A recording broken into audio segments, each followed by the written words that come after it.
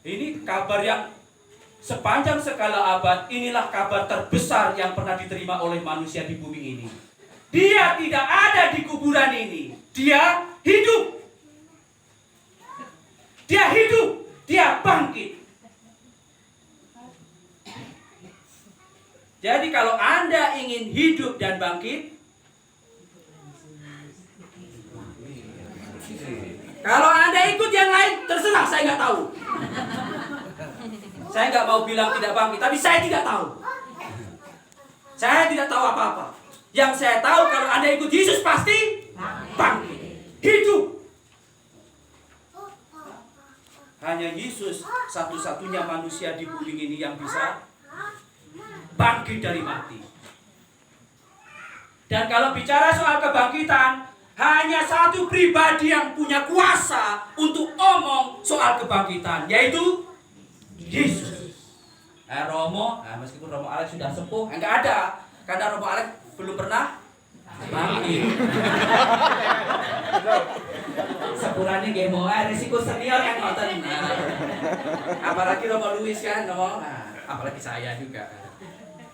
Jadi kalau kita bicara soal bangkit, hanya Yesus yang punya hak omong soal kebangkitan. Makanya dia pernah mengatakan, akulah kebangkitan dan hidup. Dan dia bangkit. Maka sekali lagi saya merasakan bahwa Bapak tidak mati karena dia ikut Yesus. Dan itulah alasan yang paling utama kita ikut Yesus, Bapak Ibu.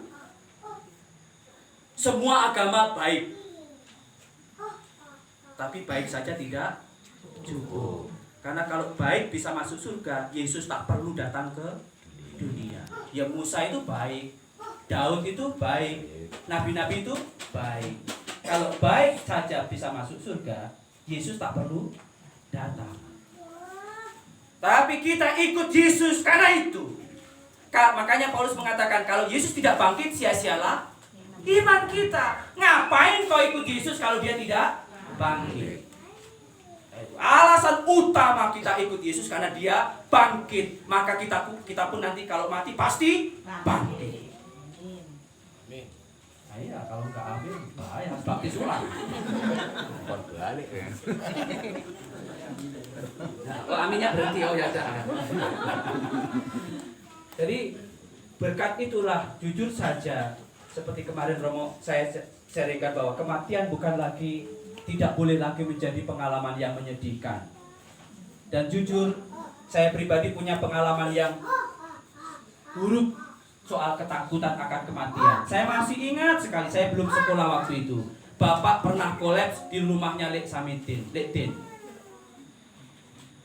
Waktu itu saya masih ingat sekali, jelas sekali di dapur Bapak tergeletak, lalu semua orang ribut dan sebagainya, sampai pernah dibelekkan ayam hitam, lalu ditempelkan ke dada. Bapak keluar mati kayaknya. Masih ingat sekali saya, sebagai anak kecil ya, pemandangan itu adalah pemandangan yang mengerikan. Untuk anak kecil, nggak tahu, mungkin hanya sakit masuk angin mungkin, tapi kan peristiwa itu membuat saya menakutkan. Sejak hari itu, setiap bangun pagi, saya pegang dadanya Bapak. Simbok nggak ngerti, hanya saya yang tahu. Karena kami kalau tidur itu Simbok, Tobat, saya, Bapak. Ini apa posisi denak tidur kami kan. Sampai Bapak meninggalkan Nusa Jaya kan, ke Batu Putih. Setiap pagi, setiap bangun, saya itu punya ritual khusus itu. Jadi bangun saya panggil dari Bapak. Saya nek wis ora koyo nerano. Waduh, mati Bapak. Tiba-tiba set, oh ijek urip. Nek ijek urip ngono iki langsung aku biasanya munggah ning gegere. Nah, turun ning gegere. Tidur ya, itu kebiasaan saya. Makanya saya tahu Bapak itu di kakinya itu ada semacam kaki daging tubuh kecil itu, karena sambil tidur di atasnya saya pegang-pegang begitu. Makanya kalau ngelindur pun kadang-kadang kalau ada orang tengkurap pasti saya naik ke atasnya. Pernah di tempatnya Diman itu kan, doa Rosario kan. Saya tidur, bangun-bangun saya langsung naik gitu kan. Ternyata bukan Bapak, orang lain. Karena memang punya kebiasaan itu sejak kecil. Kalau bangun pasti tidur di atas gegernya Bapak. Itulah pengalaman yang menakutkan. Apalagi kelas 1 SMP, saya masih ingat. Banyak teman-teman saya itu yang bapaknya meninggal. Oh, saya masih ingat, tidak perlu saya sebut. Nah, ini pulang merantau tiba-tiba mati. Oh, semakin saya ketakutan. Tapi akhirnya ketakutan itu pelan-pelan disembuhkan oleh Tuhan sendiri lewat Injilnya. Maka Bapak Ibu saudara-saudariku yang terkasih, makanya saya pribadi mengharapkan kematian Bapak itu dipestakan. Karena seharusnya mungkin Bapak itu sudah meninggal waktu saya di Leiden itu mungkin. Jadi sampai meninggal hari ini, kemarin 7 hari yang lalu, 80 tahun menurut hitung-hitungan kami, hitung-hitung umur Bapak itu sudah bonus bagi saya. Bonus yang banyak sekali. Maka kemarin saya bilang, saya tidak punya alasan untuk bersedih. Kalau saya sedih, saya ini serakah. Semua sudah, Bapak sudah sahur matua, suster amin. Sudah sahur matua itu, sudah terangkat semua. Yang Rakil sudah jadi romo. Ketika Miki Citobat dulu jadi romo kan saya pernah bilang sama semuanya, Pak, nek arep mati rapopo.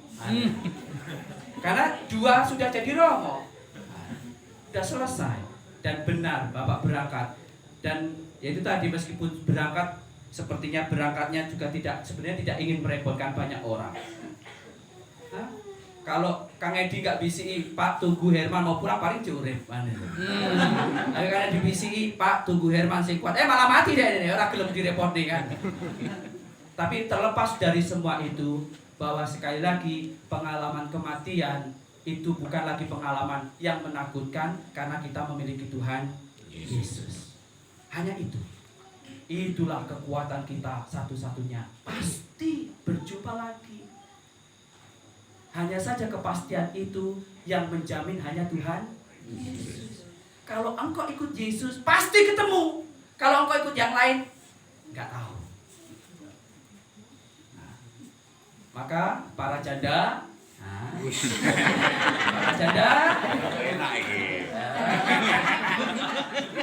para anak yatim, kita sekarang sudah masuk golongan yang diperhatikan dalam kitab suci. Para janda dan anak yatim sering disebut dalam kitab suci. Kita yang anak janda dan para yatim ini dapat perlakuan khusus nanti. Jadi para janda, kalau ingin ketemu suamimu,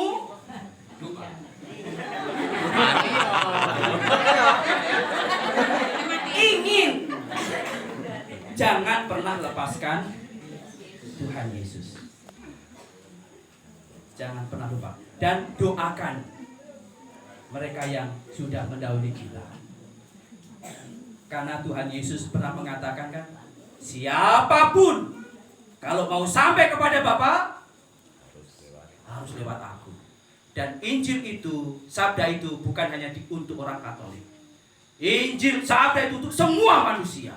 Semua manusia, apapun suku, ras, budaya, bahasa, bangsa, agama, ayat yang sama, sabda Tuhan yang sama. Semua yang mau sampai kepada Bapa harus melalui aku. Dan Bapak Bahdul sudah lewat Tuhan Yesus. Maka menutup renungan ini sekali lagi Romo mengucapkan terima kasih atas doa-doanya. Mari kita terus saling mendoakan yang masih berziarah di dunia ini. Kita ini yang sekarang bahaya. Kita ini yang masih berbahaya di dunia ini. Karena bisa saja sewaktu-waktu kita meninggalkan Tuhan Yesus. Meninggalkan dunia karena usia kita. Semua orang pasti mati, pasti. Siapa yang tidak mati nggak usah berdoa. Siapa yang nggak mati nggak perlu ke gereja. Mudah-mudahan nggak disampaikan Romo Paroki ya. Loh ya, nek nggak mati nggak usah berdoa. Tapi nek mati sembahyang. Semua mati.